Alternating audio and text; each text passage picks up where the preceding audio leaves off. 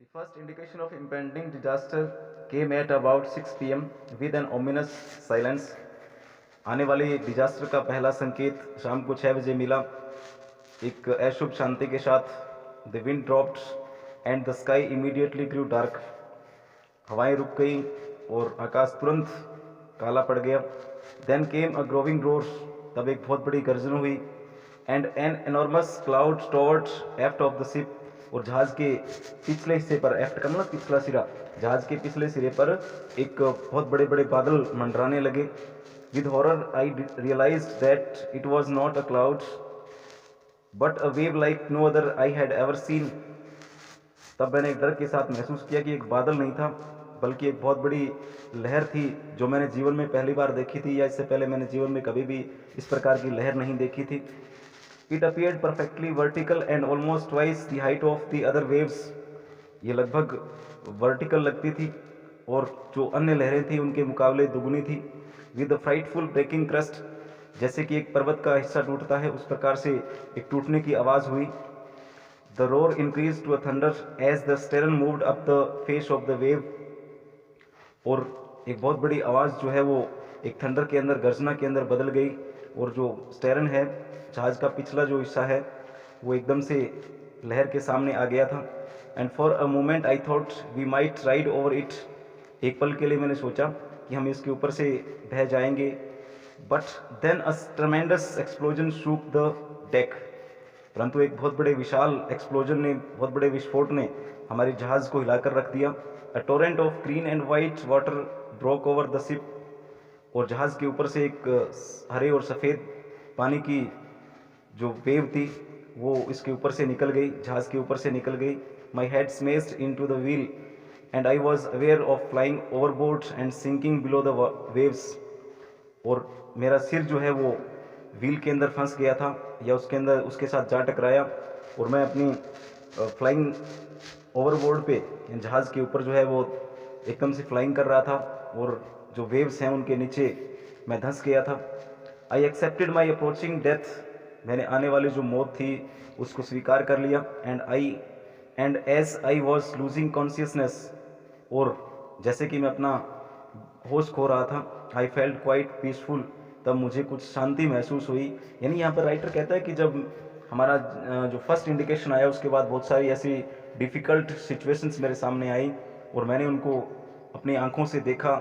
हमारा जहाज़ जो है वो लगभग ड्राउंड, उसके अंदर लहरों के अंदर डूब गया था. और मैंने अपनी जो आने वाली मौत थी, जो अप्रोचिंग डेथ थी, उसको स्वीकार कर लिया था. Unexpectedly my head popped out of the water. अचानक ही मेरा जो हेड है, सिर है, वो पानी से बाहर आ गया था. A few metres away Wave Walker was near capsizing her masts almost horizontal. और कुछ मीटर की दूरी पर हमारा जो वेव वॉकर था वो उलटने वाला था. उसके जो मैस्टर्स हैं वो एकदम से हॉरिजॉन्टल हो गए थे.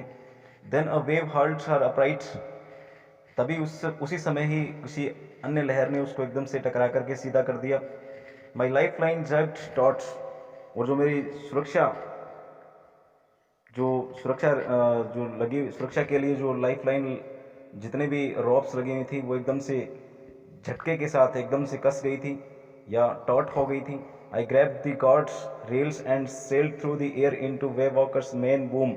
और तब मैं मुख्य जो उसकी रेलिंग, सुरक्षा रेलिंग थी, उनको पकड़ने में सफल हो गया और हवा में उछलता हुआ वेव वॉकर के जो मेन बूम था, जो मेन हिस्सा था, वहाँ पर आकर के हवा के साथ वहाँ पर आकर के रुक गया था. Subsequent waves tossed me around the deck like a rag doll. और जो लगातार लहरें आ रही थी उनसे क्या है, इसके पश्चात आने वाली लहर ने, एक और लहर ने क्या किया, मुझे एक रैग डॉल की तरह, कपड़े की गुड़िया की तरह ऊपर की तरफ उछाल दिया.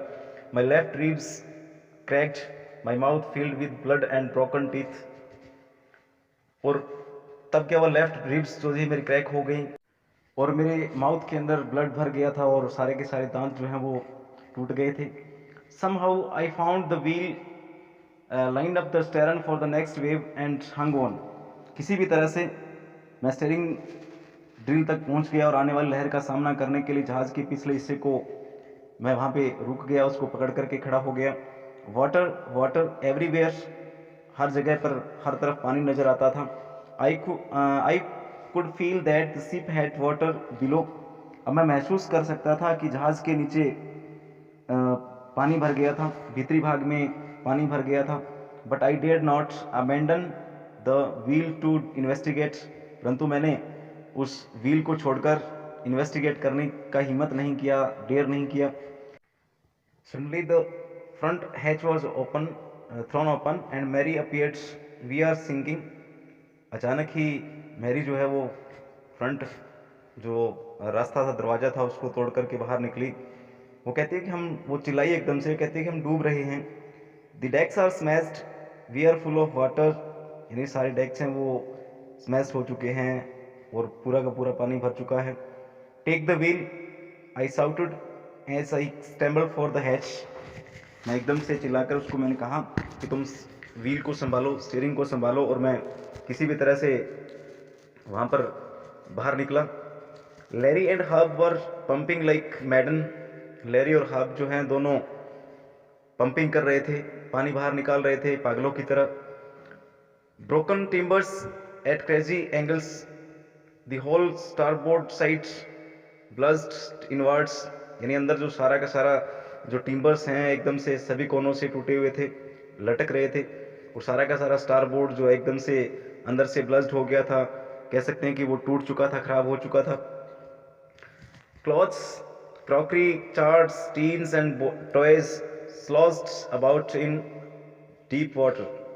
यानी सारे के सारे उस क्रॉकरी हैं, क्लॉथ्स हैं, चार्ट्स हैं, टीन्स हैं, और जो खिलौने हैं वो पानी के ऊपर तैर रहे थे। I half swam, half crawled into the children's cabin. मैं थोड़ा सा तैरता हुआ, रेंगता हुआ बच्चों के कैबिन में पहुंचा। Are you all right? I asked. क्या तुम सभी ठीक हो? मैंने उनसे पूछा। Yes, they answered from an upper bunk.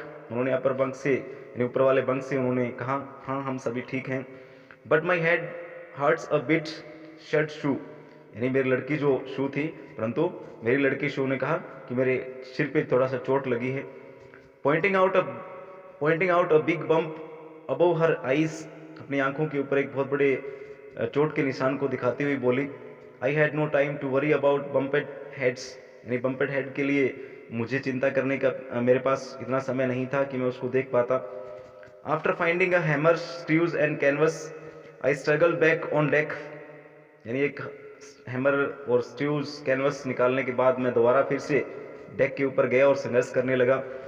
With the starboard side best open. सारे के सारे जो स्टारबोर्ड साइड थे वो बिल्कुल खुले हुए थे। We were taking water with each wave that broke over us. और हर हमारे ऊपर आने वाली लहर से हमें हमारे जहाज के अंदर पानी भरे जा रहा था। If I could not make some repairs we would surely sink. यदि मैं इसके अंदर कुछ रिपेयर नहीं करूंगा तो हम सारे के सारे डूब जाएंगे।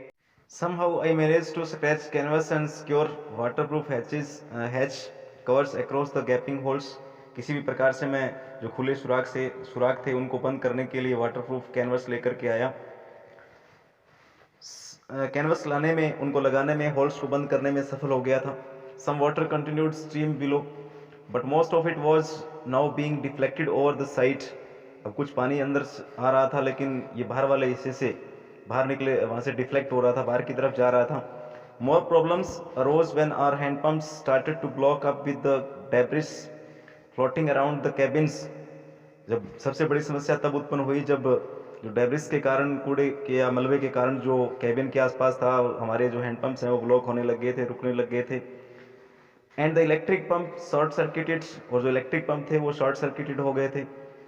द वाटर लेवल रोज थ्रेटनिंगली, और पानी का जो स्तर है वो भयानक रूप से बढ़ रहा था। Back on deck I found that our 2 spare hand pumps had been wrenched overboard. वापस मैंने आकर के डेक पे आकर के देखा कि हमारे जो हैंड पंप्स हैं, 2 और हैंड पंप हैं, वो एकदम से ओवरबोर्ड पे रेंच्ड हो गए थे, खराब हो चुके थे। Along with the forestay sail the jib, जो आगे वाला जो फोरस्टे सेल जिब था वो भी खराब हो चुका था। The dinghies and the main anchor, वो जो डिंगिस थे वो चारों तरफ जो डिंगिसिस लगे हुए थे, और जो मेन एंकर था वो भी खराब हो गया था। Then I remembered we had another electric pump under the chart room floor. तब मुझे याद आया कि चार्ट रूम फ्लोर के अंदर एक दूसरा इलेक्ट्रिक पंप है। I connected it to an to an out pipe, मैंने इसको एक बाहर वाली पाइप के साथ जोड़ दिया। And was thankful to find that it works, तब मैंने महसूस किया कि परमात्मा की कृपा से ये काम अच्छे से काम कर रहा था, यानी जो बाहर पानी निकाल रहे थे। यहाँ पे क्या है, उसके साथ बहुत बड़ी समस्या उत्पन्न होती है कि उसके जो हैंडपम्प्स हैं वो ख़राब हो जाते हैं।